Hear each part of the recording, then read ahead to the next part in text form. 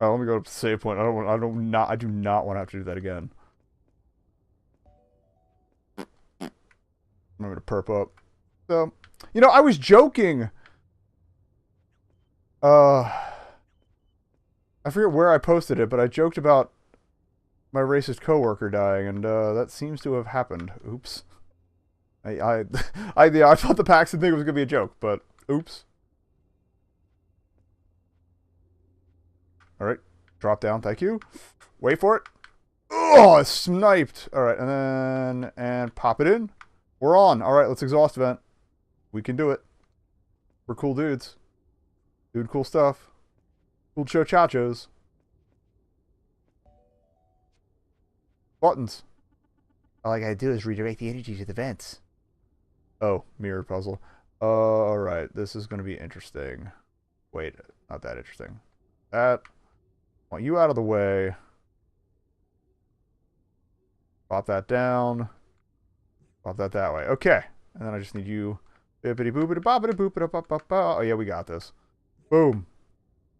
Puzzles. Okay, now the plan is fixed. I need to direct the energy flow to the exhaust vent nearest the geom. Tap, tap, tap, beep. Okay, the vents are redirected. That should do it.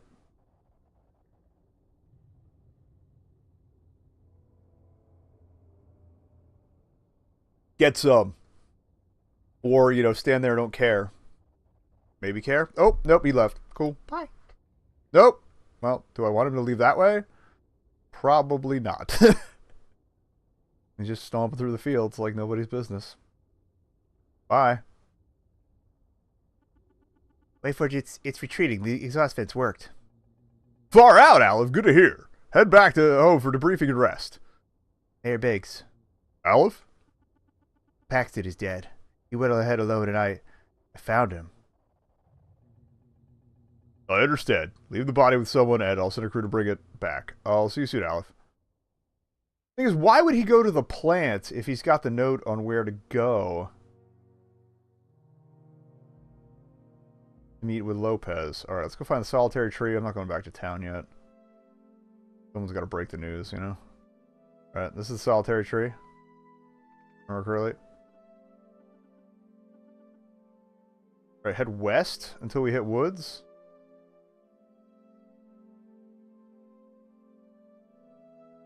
And head south until we hit rocks.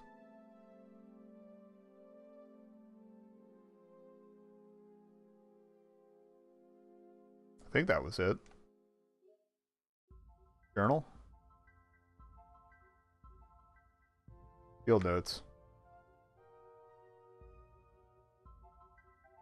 No, it's just all the stuff we run into.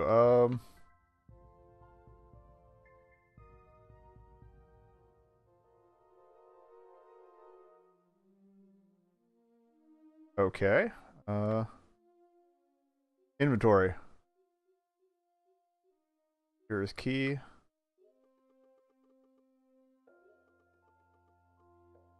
Oh, that was from, yeah, that's from earlier. Okay.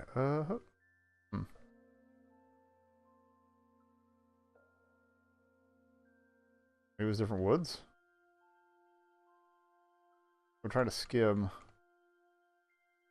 Yeah, it might have been this woods here.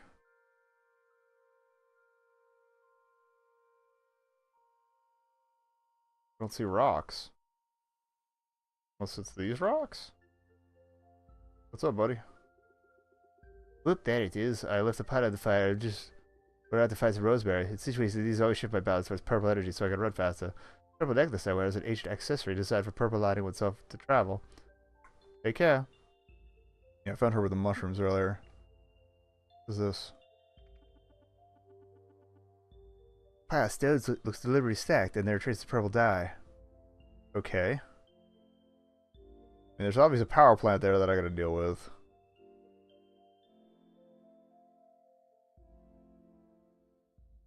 Talk to you. Where the heck was this place? It'd say west, right? West and then... That's Dream Jam Canyon. That was a power plant.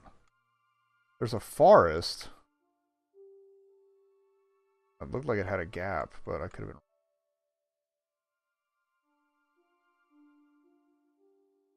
Well, we're going to keep skimming the map.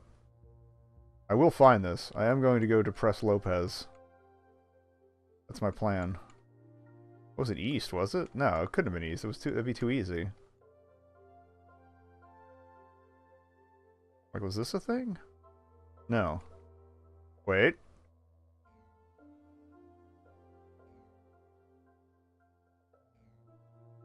Just give me noises. That's not it.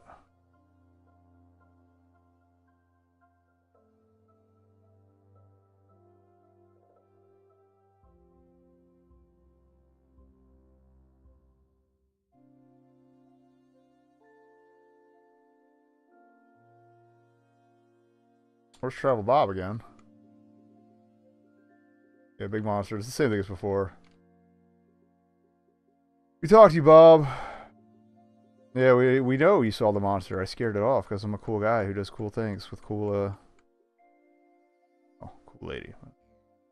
It's also not letting me access anything.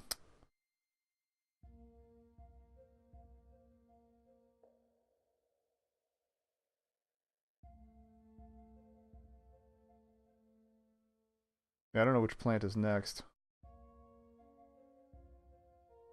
Maybe I have to go get debriefed and then, figure out what Lopez's deal is later. I tried.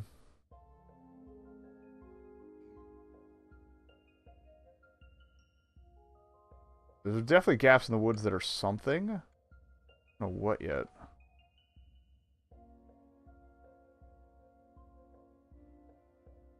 We could also try... We didn't try this side of, like, the rocks. Okay. Otherwise, yeah, there's just that stack. Unless there's something around here? No?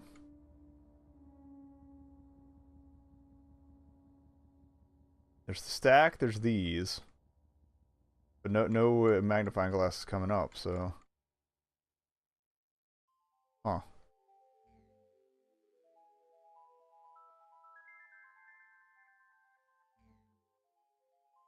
Big old hole in the ground. Alright, let's just go back, I guess. Rug!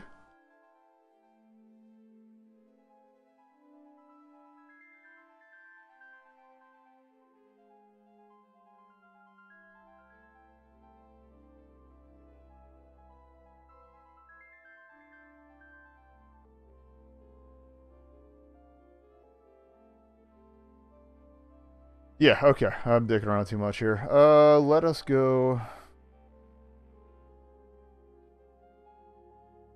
Oh, what's up with this? Birds sit on the banks of this lake. Yeah, you better not get too close. Birds? Apparently dicks.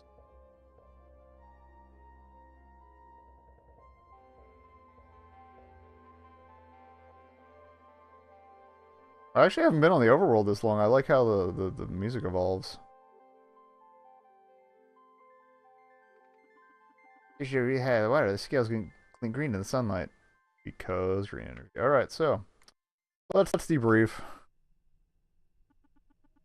Mayor Biggs, I don't know if I can keep doing this. We were supposed to be a team, but Paxton is dead. I haven't heard from Lopez at all. Everything is just falling apart. I know things have been looking dark, Aleph, and I know you're very discouraged. But first, hear me out. There's something I need to tell you about the geomes. What? Do you know what they are? Why they are attacking? Well, let's go meet Dr. Wadsnick in the history wing. There's a lot to go over. Been here yet? No. Some cool stuff here. My predecessors believed that ours was the first technologically advanced civilization that had ever existed in the world. Probably not. Through archaeological study, we had traced our lineage all the way back to primitive nomadic roots. The record seemed clear.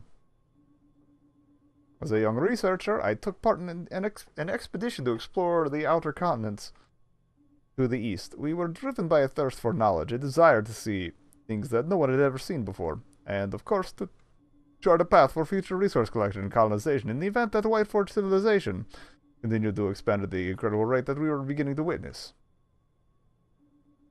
Imagine our surprise when we found the remains of an entire city, almost appearing to rival Whiteforge in its sheer size and technological advancement.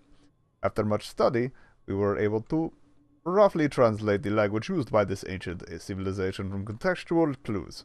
We call this civilization Caravold, though of course there is no way to know for sure how it was pronounced at the time. On close examination, we found that this entire civilization was dramatically cut short by an extraordinary drought, a drought that struck the entire world, including our western continent, according to Caravoldish records. The Caravoldish people had done some exploration and development here, but when the drought came, they found it equally as dry as their own home. The implications of this worldwide drought were staggering and confirmed by further research. Caravold was not merely ancient like our ancestors, but existed long before in an almost entirely separate world, before the Great Drought essentially wiped the world clean. The entire civilization was built up, and then the world reset. Everything started over from nothing. Still more shocking were the archaeological records we found and translated in Caravold.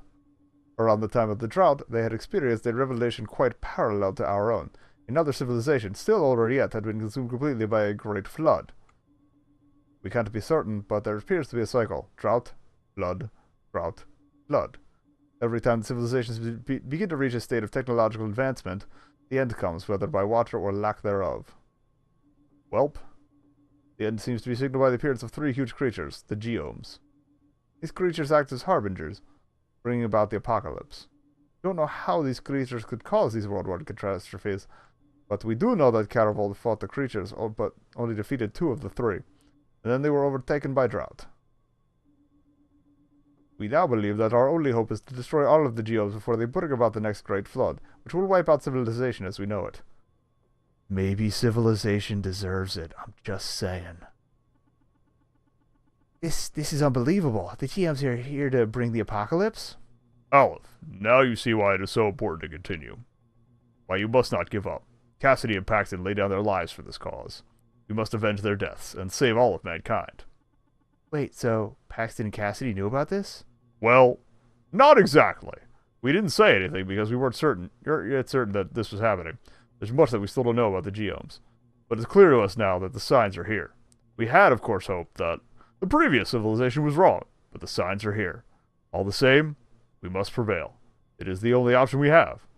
Or is it? We could just die. I'm just saying. So, what do I do? Continue the work, Aleph. Drive off the geomes from our plants. We'll need all the energy we can store to power the central cannons in Whiteforge. With all of our plants pumping energy simultaneously, the laser should have enough power to destroy the geomes. It's our only hope. If you drive the geomes off from the outer planets, we predict that they will eventually attack Whiteforge. And here we will make our final stand and destroy them once and for all. So I just need to continue on. For Cassidy, for Paxton, for us all. Okay, I can do it. Must do it. I knew it! I knew I was right to put my faith in you, Aleph. You've shouldered more of this burden than anyone should have to bear, but you've always risen to the challenge. I'm very proud of you, Aleph. I still don't trust any of these people. Thank you, Mayor Biggs. That's enough talking for now, though. You need your rest. Speaking of which, meet me at Windsweep Towers later today in the commercial district. I have something I want to show you. Better not be dick pics. Oh, okay.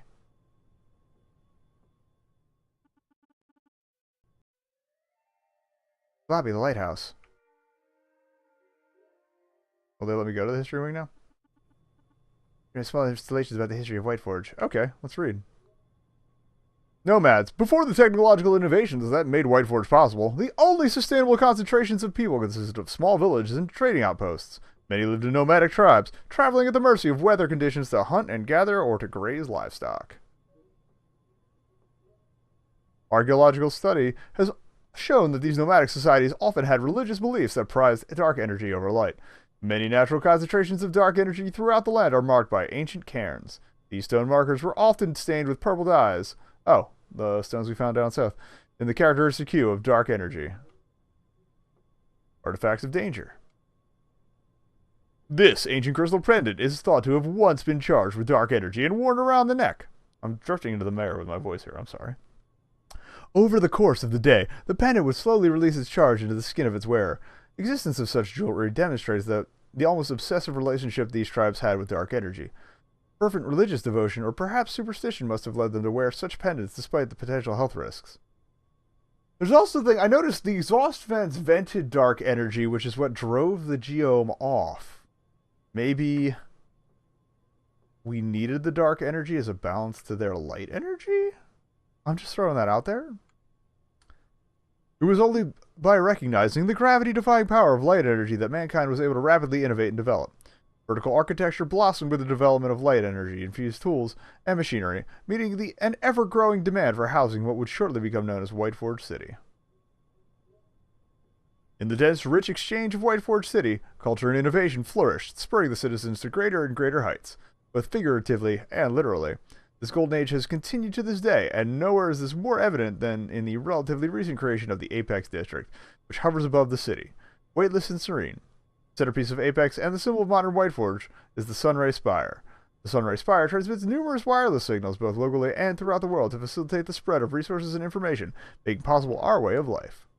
This sounds like propaganda.